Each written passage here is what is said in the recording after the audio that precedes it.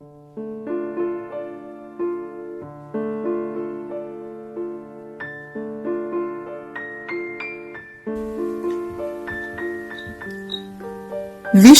ljubavi molim.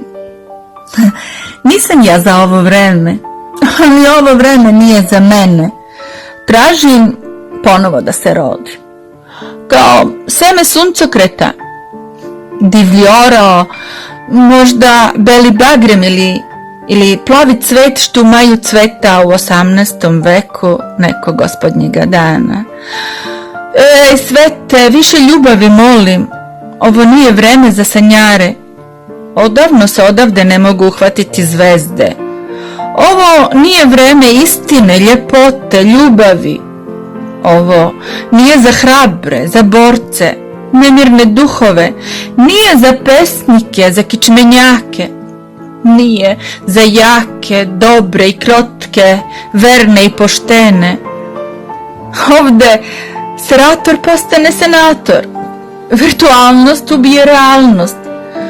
Niko se ne raduje tuđoj sreći, ovde se ni nada ni deca više ne rađaju. Nema više čarolije.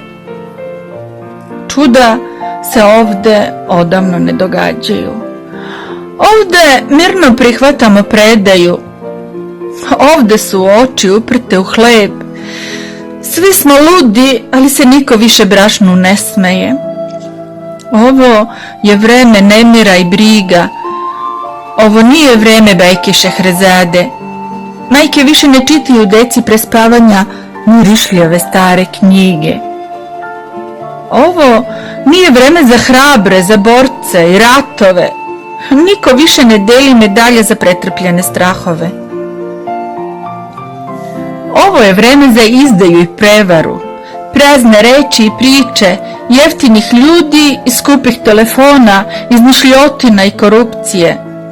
Nisam ja za ovo vreme, nije ovo vreme za velike šeme.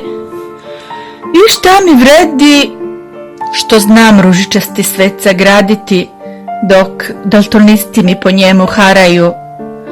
Ej svete, više ljubavi molim, u meni snaga i strpljenje i strast promeniti svet. Sve mere opreza i granice upozorenja.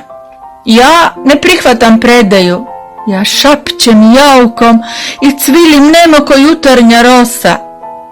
Kad me život nažulja, znam skinuti stare cipele i produžiti dalje bosa.